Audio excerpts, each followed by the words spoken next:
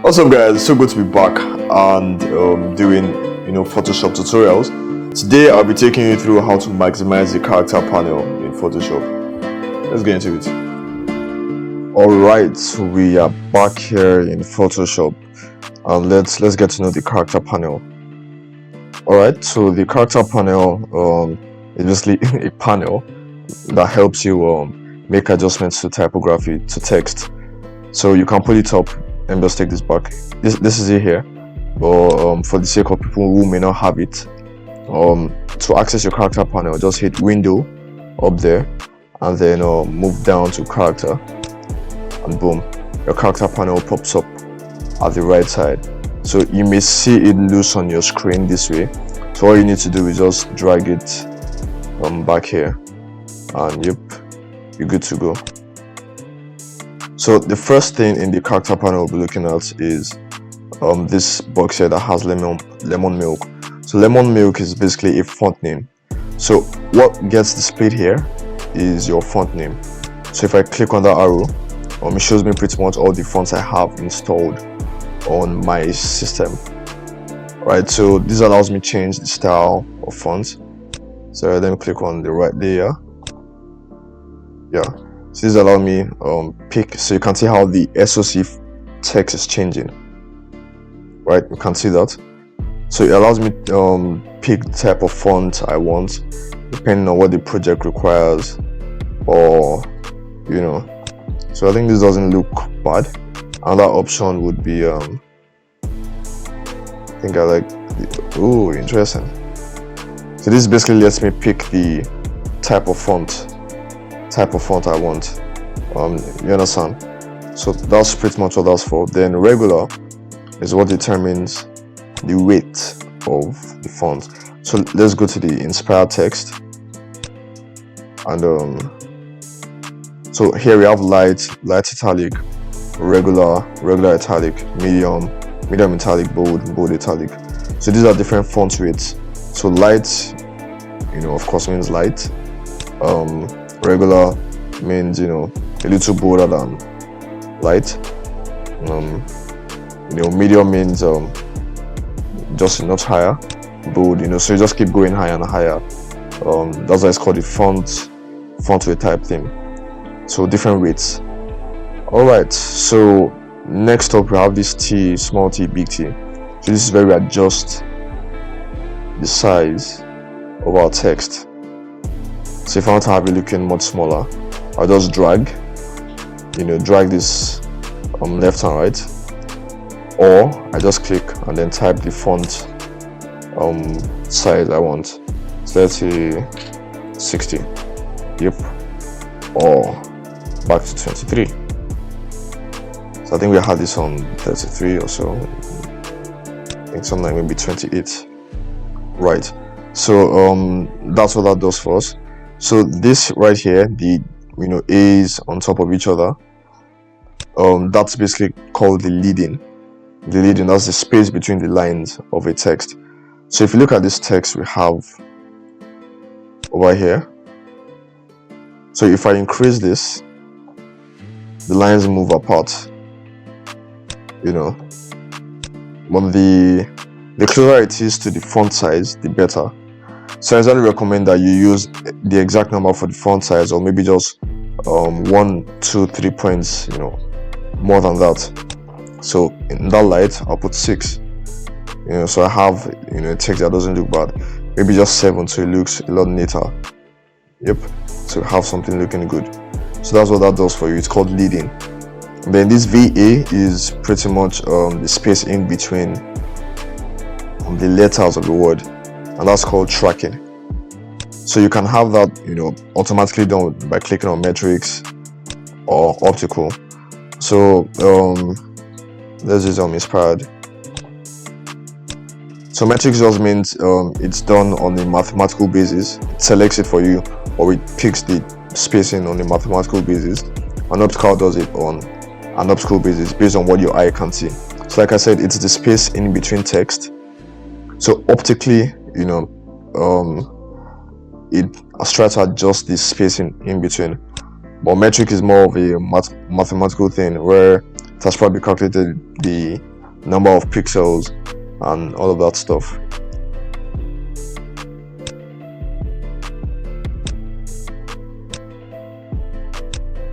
So it's this VA is pretty much how the text, or how the letters of text interact with each other. So this other VA is a more direct way of changing the spacing in between text. So I can just grab this and slide, right? I can increase the space much more, and have the text stretch, and then I can drag it back. So anything negative would have the text, looking really crumpled together. Let's make that extreme. Yep, so that's what that does. And this basically increases this T here on the left hand side, increases the vertical height of your text, and then its counterpart on the other side increases the horizontal size or the width of your text. So I usually won't recommend this. This is more or less distorting your text, so I won't recommend that, because that's not good for typography. So next up we have here is the superscript. So what we can do is I can select this letter and then increase. So it more or less helps raise letters or the whole word. Let's do 50. Yeah. So it's usually used more with specific letters or a group of letters. Exactly, something like that. So it helps for superscript type things, and maybe some text distortion, typography design type thing. And then here we have color. So this is where we select the color of our text. That doesn't look too bad. Yeah, this probably looks much better. Right, so this is where we pick our text. And then in a couple of other things, here we have this T here. So this basically makes my text a little bold, so fox bold or font bold. So what it does is it gives your text an illusion of being bold, whereas it's more or less it gives the illusion of a higher font weight, which helps make text bold. But I won't recommend this because it usually has it changes the edges, it modifies the edges of text. So for example, I have sharp edges here, but once I do that, it makes the edges round ish, and that's not usually good. It's even more obvious on bigger text, for example here. So you can see how the text from the edges of the text now look rounded, as opposed to being sharp. So that's why I won't recommend that. But this right here helps this slanting T helps make our text slant. So that's pretty much what it does. And then this next one here basically helps make your text all caps, and then this helps make your text small caps. Yeah, so it pretty much just reduces the size of your text. And then this next one is another form of superscript.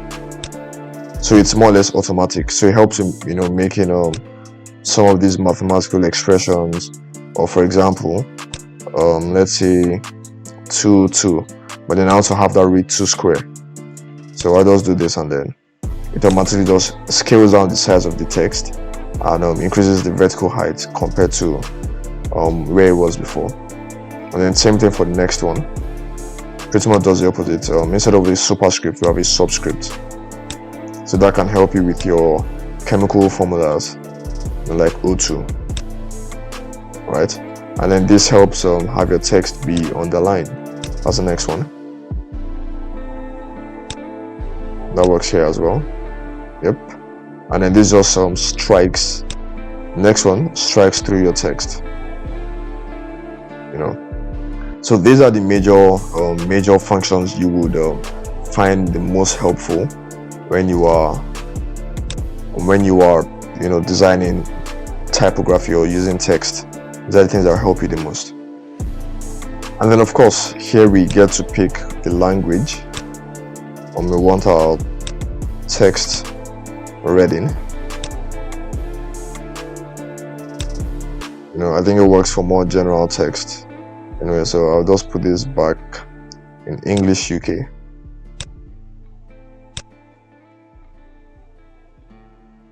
So this also helps make our text crisp, strong, depending on the texture you're looking for.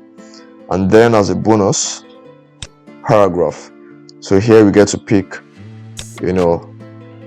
if our text is center aligned, right aligned, left justified, center justified, or right justified. So that's what paragraph does. So this is pretty much what the character or the things you can use the character panel for, and I will be reverting back to the original somewhat. So yeah. Alright, so I hope that was insightful. I hope you can do great stuff with the character panel now. You can do great stuff with typography and all that good stuff. So don't forget to like, share, subscribe, comment, mention stuff that you think we didn't mention. Tell people about Scrub Creatives, and then see you in the next video.